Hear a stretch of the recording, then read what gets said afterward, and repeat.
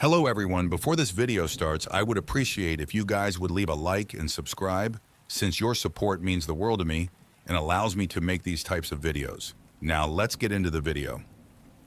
One of my least favorite parts about being a middle school history teacher is the bullshit living history assignments we give at the end of every school year.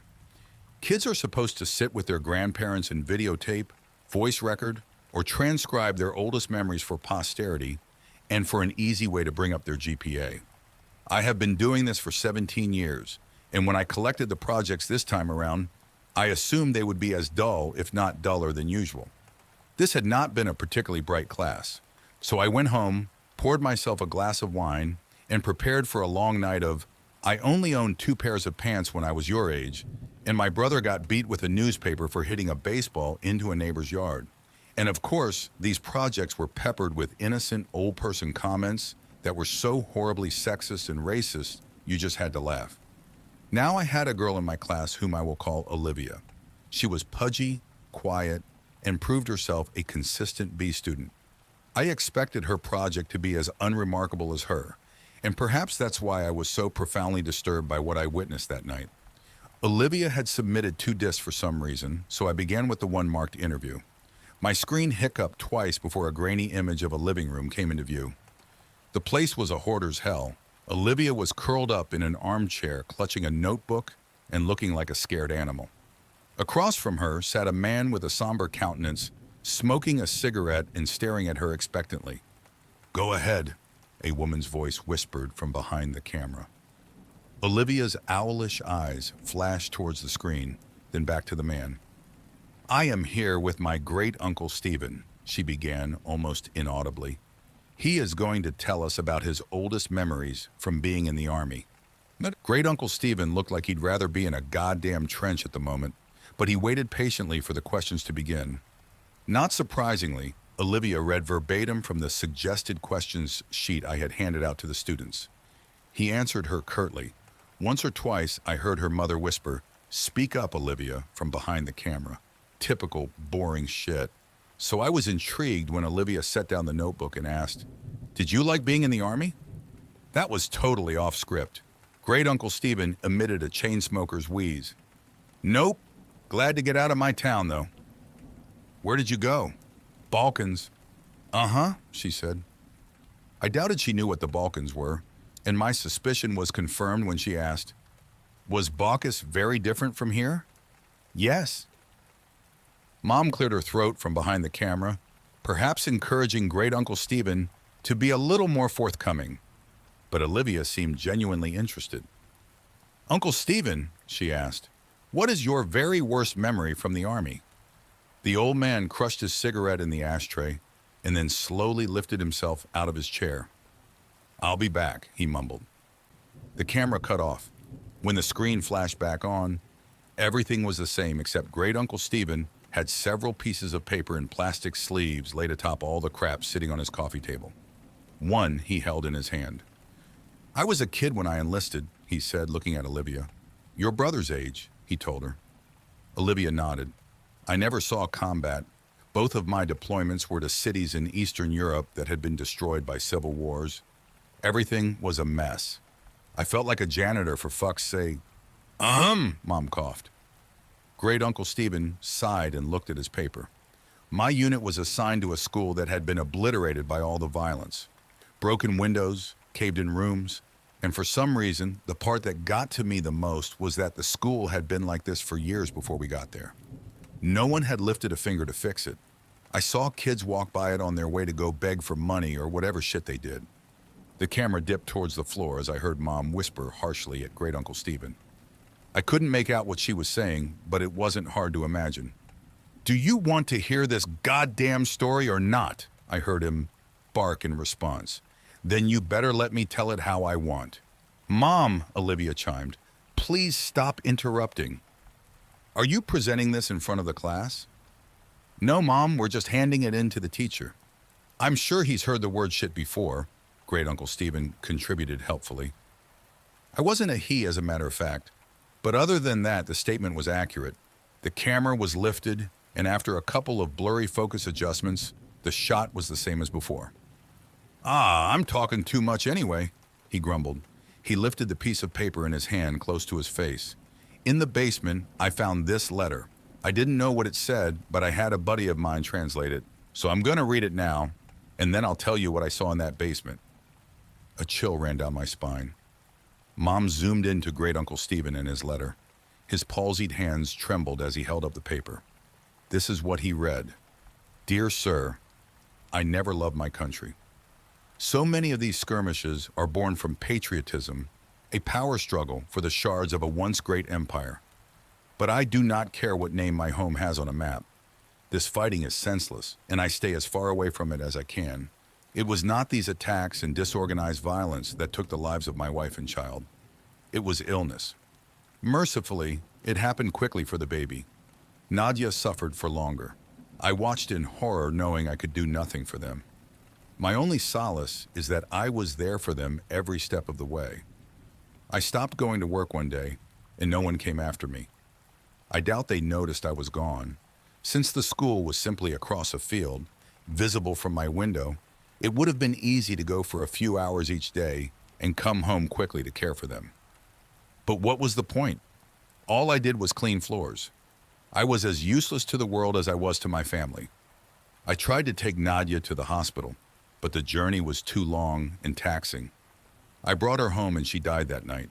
After Nadia and the baby were gone, well, I don't remember much. I didn't leave my hovel, barely ate and slept, thought many times of taking my own life.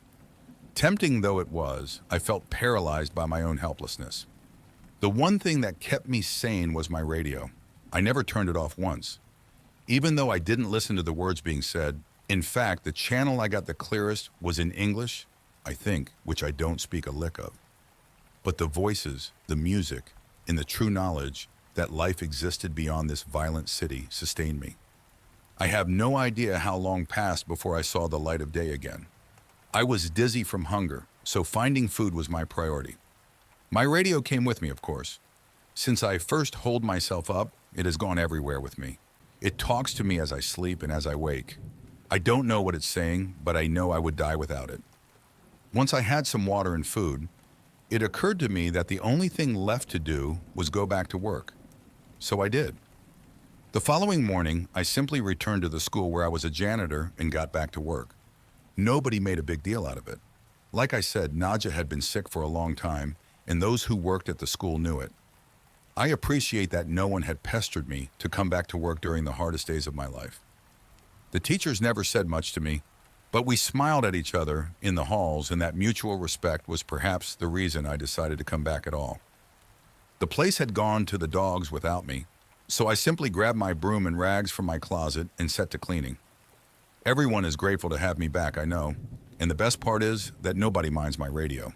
I bring it with me everywhere and keep the volume low enough not to disrupt the students. No one has ever complained. In fact, I suspect they like it. The schoolhouse is not very big, but does require a lot of maintenance. The floors are always sticky and stained, so I spend most of my time mopping. Kids make messes. I guess that's why I'm still in business. Sometimes I have to move things around to make sure I get every spot on the floor beautiful and clean, but I take pride in that. And the repairs. The school always needs tune-ups here and there, and I am happy to help. Some days I'm reconstructing a desk that broke as I whistle along with the radio. Other times I handle more serious structural issues. Days when I have work like this, I feel truly instrumental, like a cog in a larger machine. How could this school survive without me? It took me a long time, but I once again feel that I have purpose. There is a larder behind the school that is full of preserved food. In lieu of payment, I am allowed to take as much food as I need. That arrangement is fine. What would I do with money anyway? I used to bring the food back to my home, just one field away from the school, but when I started sleeping in the basement, no one seemed to notice. This school is special to me, and I cannot leave it unguarded. When I am besieged with memories of my wife and baby, I turn up the volume on the radio to drown out such thoughts. It works for me every time, except this morning. Because this morning, I woke up to dead silence. I frantically examined the radio to see what had happened. I honestly cannot tell you how many days in a row I have been using it. Did it simply live out its life and die naturally? I have spent the entire day trying to fix it. Most of this time, I have been crying. I am losing my mind without it. I have given myself until sundown. If I cannot fix it by then, I am going to take my life. I am writing this because the sunlight is starting to die, and I know what my fate shall be. I have thought about taking one last walk through the halls of my school, saying goodbye to the students and teachers. I know I will be missed, but I cannot bring myself to leave this room. I cannot go anywhere knowing that my radio is dead in here. There are no more tears in me. It feels now like I can't catch my breath. I vomited what little food I had in my stomach, and I am growing dizzy again like I did after Nadia died. I am not long for this world, but before I take my life, I have closed the door to this room and stuck a chair beneath the handle. It is the only room in the basement and has a small casement that lets in just enough light for me to see what I am doing. If anyone is kind enough to come looking for me, they should not be met with this gruesome sight. Perhaps they will see the door is blocked, smell my rotting body, and simply forget I ever existed. But I have placed both my radio and this note outside the door. Kind sir, if you are reading this, I have one humble request. Please fix it. Save my radio. It did not deserve to die in its sleep, and I am ashamed that I cannot revive it. Now I am ready to join Nadia and little Ludmilla in heaven. I hope this school can find another janitor who loves and cares for it the way I do. The hour is now. Do not forget my radio. Stanislav. When Mom zoomed back out, Olivia had tears in her eyes. Thank you for sharing, Uncle Stephen, Mom said, her voice choked. I think we have enough. Wait, Olivia chirped. He said there's more. What did you find? Before Great Uncle Stephen could open his mouth, the image disappeared. My jaw dropped. Was that it? What did Great Uncle Stephen see? I promptly remembered that there was a second disc. This one was unmarked, but I hoped it contained the rest of the interview. There was no video, only audio. The voice that started up was Olivia's. Hi, Miss Garrity. I'm sorry about my mom, but she refused to record the rest of what my uncle was saying. But I asked him to continue and secretly recorded the story as a voice memo on my phone. I remember you said earlier this year that history is written by the people who win wars. She sucked in a breath and commenced crying. But everyone's history is important, even if they are sad, pathetic people, and even if they never won a single thing in their life. I haven't slept through the night since I finished this project, but you have to hear what my uncle has to say. There were tears in my eyes too. The sincerity of her words was beautiful. I was also flattered that she had remembered some trite phrase I threw around because it was what my history teachers said to me. Before I got too sappy over it, the audio began again. Fine, came Mom's frustrated voice. If you want to hear the rest of the story, fine, but this is not appropriate for a school project. Let me finish, Great Uncle Stephen snapped. If it's too much for you, help yourself to a snack in the kitchen.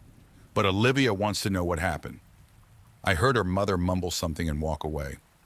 Olivia and her uncle were alone. I imagined her looking at him expectantly. So did you find the radio? Or did it get ruined when the school got blown up? He rasped and I heard the distinct click of a lighter. That letter, he began slowly, had a date on it. What date? She inquired hungrily. It was dated 2 weeks before we started rebuilding the school. Didn't you say the school had been destroyed like 2 years ago? Yes, replied Great Uncle Stephen. It had been. There was silence as I felt goosebumps on my arms. The images that came to my mind were almost too overwhelming to express.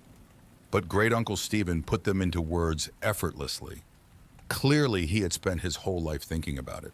This man, this Stanislav, went to a vandalized, falling apart schoolhouse and cleaned up blood and rubble like it was spilled drinks and dust. He smiled at dead bodies in the hallway and believed they were smiling back at him because they liked his radio. He moved around corpses so he could sweep the ground under them. The roof was half collapsed, so when it rained, he must have gotten soaking wet, but was so oblivious that he didn't even feel a thing. I could hear Olivia crying steadily. I found the larder he was talking about. It was all pickled, preserved food that probably tasted like shit. Most of the stuff was moldy. Did you see the dead body? Yes, hanging from the ceiling, but still amazingly lifelike. He wasn't rotting away. This hadn't happened years ago. Did he look peaceful? She asked, a chord of desperation in her voice. Couldn't tell you. The smell was rank and his face was blue and his eyes were bulging. Like this, I imagined him demonstrating. And the radio? Olivia wept. I heard Great Uncle Stephen take a long drag of his cigarette. It was there all right, and it was still on. Thank you for watching the video fully. Please hit the like and subscribe button, since I could not make these videos without your support, and it means the world to me.